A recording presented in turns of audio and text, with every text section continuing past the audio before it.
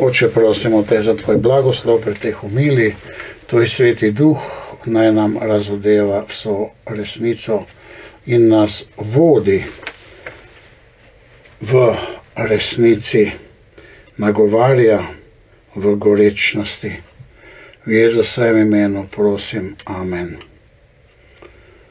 Torej, današnja Božja beseda govori o tem, da je Bog zanesljivi Bog in da On rešuje.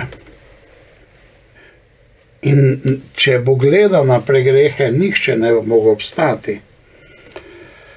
V Bogu je odrešenje, On kaže svoje odrešenje in odrešenje je njegov sin, Gospod Jezus Kristus, ki ga daje nam ljudem. V tistem času, pravi Jezus nekoč v Evangeliju, je bilo veliko gobavih, ampak ozdravljen je bil samo sirec Naaman. Torej, ne Jud je bil ozdravljen.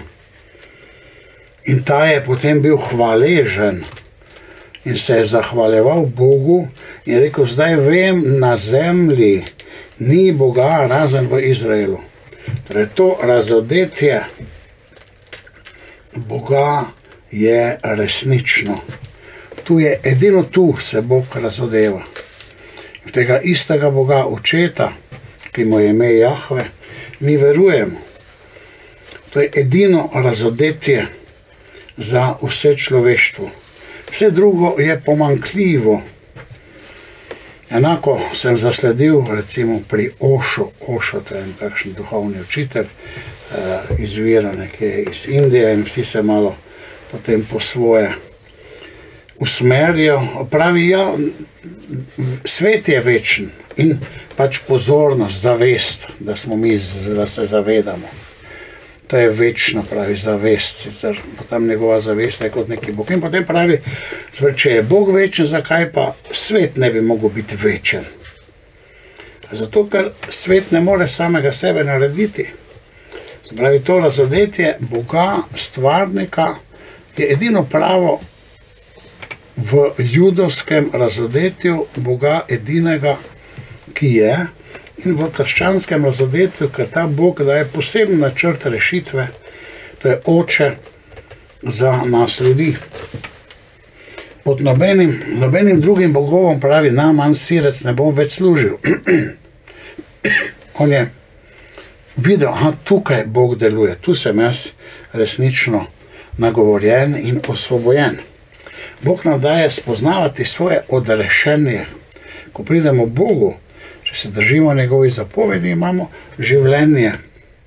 Ampak nihče se 100% ne drži zapovedi, zato imamo Jezusa, ki je nase vzel naše grehe, kakor pravi knjiga Izaija, kakor pravi Malahija, kakor pravi Psalm 22 in opisujejo Jezusa. Ali Jahve rešuje, pomeni Ješua, Jezus. Vse tem pismo je njegovo ime Jezus, od začetka do konca. Ta je edini pravi Bog, kaj pa drugi bogovi, tako imenovani? Tisti niso. Tega v bistvu ni, oziroma je nekaj lažnega, kar nas vodi v pogubo in nesrečo. Celo staro judovstvo je premalo. Ampak je krščanstvo tisto, ki nas uči po duhu, da bi bili sveti. S Kristusom bomo deležni slave, pravi drugo berilo. In sicer on je šel skozi smrt, ko vztrajamo za njim. Vstali od mrtvih, pravi apostol Pavel. Tega se spominja Jezusa Kristusa. In on vse prenaša zaradi ljubezni in zaradi tistega, kar je v Jezusu Kristusu dobil. Pravi, če bomo z njim umrli, če smo z njim umrli že zdaj, z njim umrli temu svetu in grehu in vsemu tega, kar je na tem svetu, bomo z njim tudi zaživeli. Ampak zanimivo je to, da zaživimo tudi že zdaj.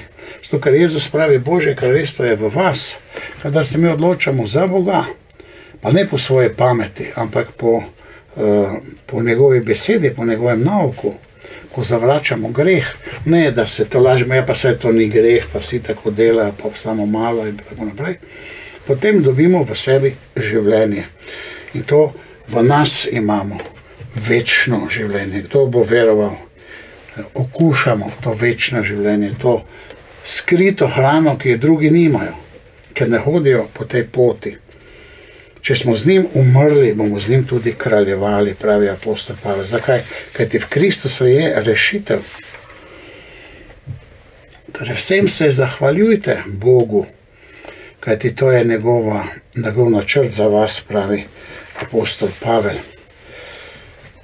Jezus rešuje, kajti Jahve je Bog rešitve. Za koga? Za vse ljudi. 10 gobavih, eden pride nazaj in se zahvaljuje in padel pred njegove noge in slavil Boga. Hvaležnost Samarijana ponovno. In tam je bil pa Sirec, Naaman, tujec. In tu je Samarijan, tudi tujec. Medtem ko Judje danes ne priznavajo tujcev, ne Judov. Ne, Judje niso ljudje, se pravi, smo nekje vmes, manj kot človek, malo več kot žival, če tudi nas imenujejo ti pravoverni, kabala Judje nas imenujejo gojim ali živino. Oni ne izpolnjujejo Božje volje, ki hoče reševati srca Naamana, kot pravi Jezus. In pa ženo Sunamko, ki je potem bila neplodna in je rodila.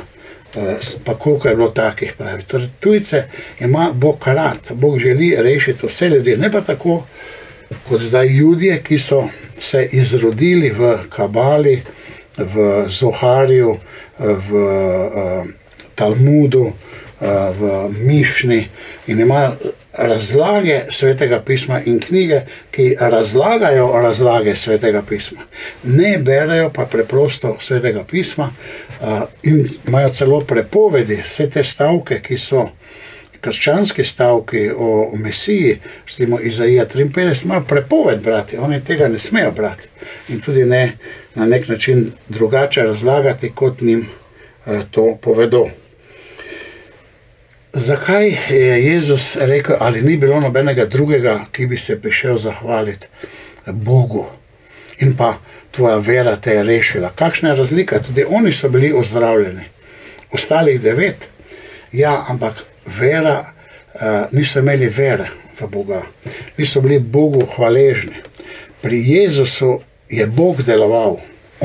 Bog je v njem in Jezus je bil Božji prerok. Zato se je tu zgodilo to ozdravljanje in oni so eden je prišel nazaj se zahvaliti Bogu.